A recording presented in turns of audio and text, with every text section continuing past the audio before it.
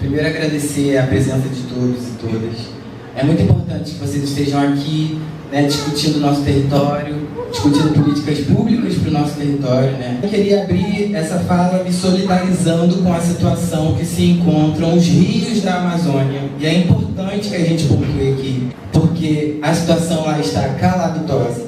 A gente, da mesma maneira que a gente vê a população que vive às margens, né, o que a gente chama de ribeirinhos, né, mas o que a gente pode entender que se vivem às margens são os marginalizados, né, foram marginalizados. Aqui também acontece isso, né, mas em São Gonçalo é uma situação histórica de descaso que a gente deveria desculpar X, Y, Z, A, B, né? Várias pessoas ao longo de muitos anos. Fico me questionando que é necessário, claro, essa solidariedade com o que está acontecendo na Amazônia, redução da biodiversidade, impacto das mudanças climáticas, enfim, o Rio Negro está secando. Mas eu me questiono qual é a comoção que desperta na gente com os nossos rios, né? Se você que faz o caminho em qualquer parte da região metropolitana, você deve passar aí pelo menos por uns 5 rios por dia, mas você nem sabe que passa um rio, ou você já o chama de valão e aí desconsidera que aquele rio é realmente um rio, né? Então acho que trago essa reflexão, talvez a gente consiga responder ao fim das mesas, ao fim das falas, né? Cadê a comoção com os rios gonçalenses? Cadê a comoção com os rios da região metropolitana do Rio? E para além disso também a questão da drenagem urbana. A gente conversou muito ali pelo leito do Rio Maimbondo, né?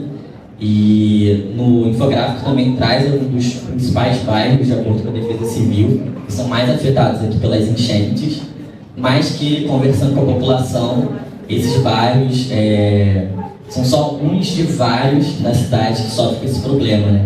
Como, por exemplo, o Porto Novo, onde a gente passou, e a gente viu a realidade também do Rio Maimbondo, que acaba enchendo e também alagando todo o espaço ali, né? Então, enfim, foram muitas narrativas, foram muitos debates, discussões que a gente teve ao longo desse circuito, mas que, para concluir, eu acho que aponta pra gente que o mais importante é a participação popular nesse debate, né?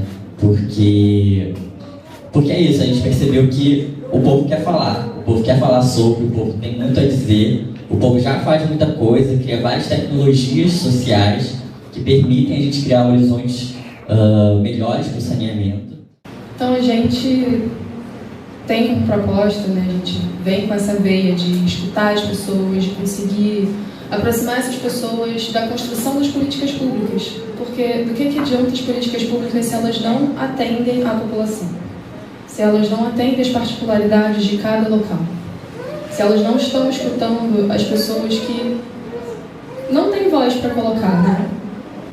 E aqui, como a gente está falando em saneamento, num circuito que coloca o rio como protagonista.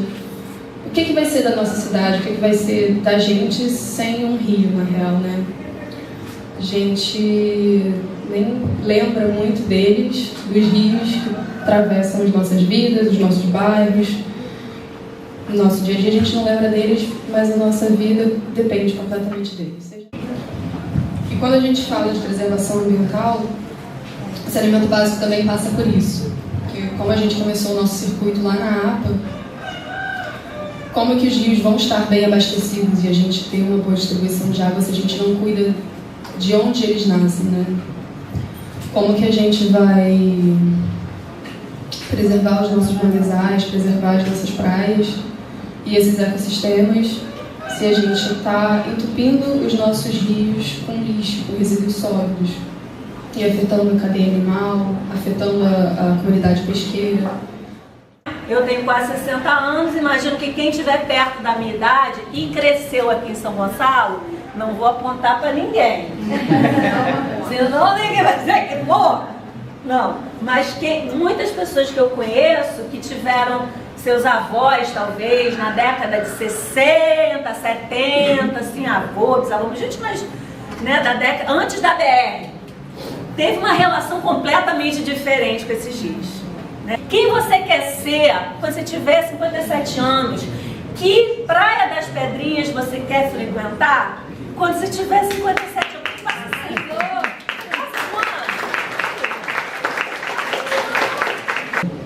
E aí, o que você quer no seu futuro? E o seu futuro talvez seja sejam as pessoas que têm mais de 50, 60 anos de idade. E aí a gente quer usufruir um rio marimbondo que não transborda tanto assim, que talvez tenha um jardinzinho. Então essas pessoas que participam não são a periferia de coisa nenhuma, Thaís. Não são a periferia de coisa nenhuma, discordando de você. São o centro. Quem é o centro de nós? É a gente. O centro é a minha casa. O centro é o meu umbigo. O centro é o que eu posso fazer. O centro é o que está no nosso futuro, não é? Então, a construção da minha casa, esse sonho de construir, de comprar o terreno, comprar o material, foi todo com a pesca. De meu pai vir com caminhões e caminhões de bambu, de eucalipto, para fazer o curral. A ciência de se fazer o curral, de ter o contato com esses artesãos desde pequena, né? Porque tem um mergulhador, tem um rapaz da apneia e toda aquela construção linda que hoje a gente já não tem mais, né? Não tem mais pela grande ganância, né, que a gente tem das petroleiras, que a gente tem de todas as indústrias na Baía de Guanabara.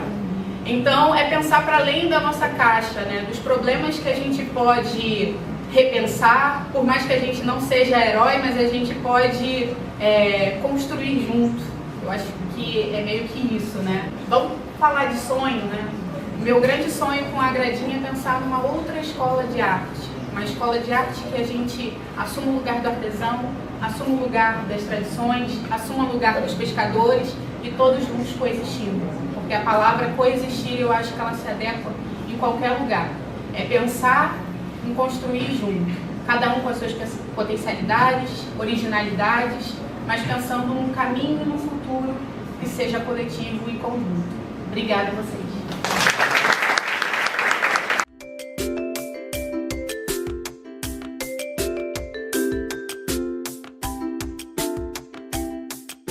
Eu sou uma mulher favelada, então moro numa favela chamada Complexo da Torre. E lá a gente entende que Queimados, assim como muitos territórios da Baixada Fluminense, são territórios extremamente vulnerabilizados justamente por conta da questão ambiental, né? Porque por mais que seja uma pauta ainda muito técnica, a periferia está pautando tanto do lado técnico quanto do lado empoderador. E a Visão entendeu isso. E a gente pensa hoje em como a gente pode desenvolver tecnologias partindo da periferia, porque a solução está lá. Eu acho que o maior exemplo disso é o que de fato vem acontecendo lá na região norte, né? Região norte é a periferia do Brasil. E a gente vê até mesmo dentro dos setores de investimento. Aconteceu um desastre ambiental no sul, os investimentos para o sul chegam, mas os investimentos para o norte não.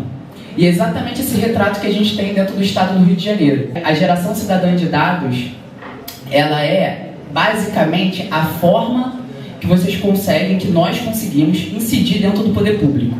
Porque falar, gente, eu sei que é muito importante e tal, gritar também é necessário, mas nem sempre a gente vai ser ouvido. E aí, como lá nesse setor a gente gritava muito, falava muito e nunca era ouvido, a gente entendeu que precisávamos montar uma cartilha. Porque a gente tinha base de dados, a gente tinha uma brigada para enchentes, que foi onde surgiu tudo isso, né? E aí a gente unificou todos esses processos e adentramos o Conselho Municipal de Meio Ambiente para poder incidir. Nunca se foi falado dentro da Baixada, principalmente Queimados, né? Sobre um plano municipal de adaptação climática.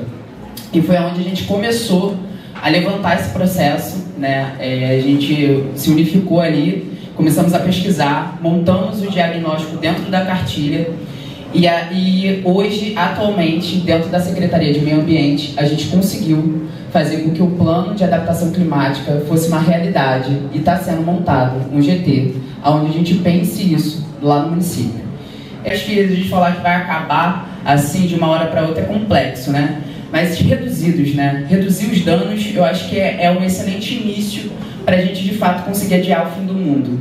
Eu acho que todos os investimentos hoje têm que ser voltados e pautados a partir da sustentabilidade.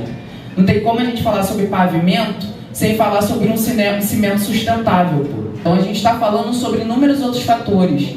A gente está falando sobre o setor alimentar. O que seria isso, né? Hoje a gente tem uma diminuição muito grande de variedade de frutas. E isso já é uma realidade para a nossa vivência. Então hoje a gente está aqui num evento da ONU Habitat, que é uma iniciativa da ONU Habitat, o grupo do Ressuscita, esse coletivo que eu admiro e adoro trocar com eles, com a Casa Fluminense também, que de longa data eu conheço e respeito muito esse trabalho. E dizer que é um momento que a gente está fazendo uma discussão que é local, mas que ao mesmo tempo é global. Então, quando a gente fala dos ODS e dos desafios de transformar o mundo, a gente não transforma o mundo aqui em cima, a gente transforma no local, é na realidade, é na cidade, é onde as coisas acontecem. A gente está em processo agora já de tramitação, já para a fase externa do Plano Municipal de Saneamento Básico. Eu acho que todos que estão aqui vão ter a oportunidade de colaborar. A partir do que foi falado aqui dos desafios que a gente tem, né, nos rios da cidade, são múltiplos, ele não passa somente pelo saneamento, são várias outras políticas públicas que precisam ser pensadas, mas eu gostaria de dizer assim, que são obras estruturantes, o Fernando sabe disso, assim, não são obras pequenas e que exigem poucos recursos, são realmente recursos vultuosos para a gente poder dar conta de uma bacia como a do Rio Imbuaçu. E aí a boa notícia é, pelo menos do Rio Imbuaçu, a gente já está muito perto de que essas obras sejam concretizadas. A gente apresentou no início do ano e a Secretaria de Meio Ambiente está numa fase de tramitação da licitação dessa obra. Segundo o cronograma deles, até entre dezembro e janeiro a gente já vai ter o início dessas obras. Ainda sobre enfrentamento, né, em termos de obra, a gente também tem um projeto do Rio Alcântara, uma macrodrenagem e com uma proposta, né, de ligação viária da RJ-104 à BR-101, que a gente está tentando colocar agora dentro de uma das modalidades do novo PAC. Né? Aqui em São Gonçalo, a gente vai brigar muito para que a gente possa trazer recursos estruturantes, porque assim, por mais que a gente tenha recebido recursos da SEDAI que deu um fôlego para a gestão, ela não é suficiente para esgotar todas as demandas que a gente tem. Então, é uma estratégia que aquilo que é maior, a gente tente trazer recursos externos. Eu escolhi o Imbuaçu recentemente, né, desde o meu doutorado, para desenvolver meus trabalhos, porque também se falou da dificuldade de trabalhar com bacias hidrográficas de municípios distintos, né? Então eu tenho uma vantagem no Imbuaçu, ele é só no município de São Gonçalo. Então, assim, se eu tiver que articular com alguma instituição pública, vai ser só com a prefeitura, no momento. Então, essa questão de governança, eu acho que é o grande gargalo que nós temos na questão do saneamento, né? A Baía de Guanabara, nós temos 11 municípios que acabam contribuindo para a poluição. E quem responde por isso? Né? Quem é que vai ser o verdadeiro responsável em chamar todo mundo para essa articulação? Então, realmente, a sociedade civil tem que se organizar para cobrar essas informações. E como que a gente cobra isso?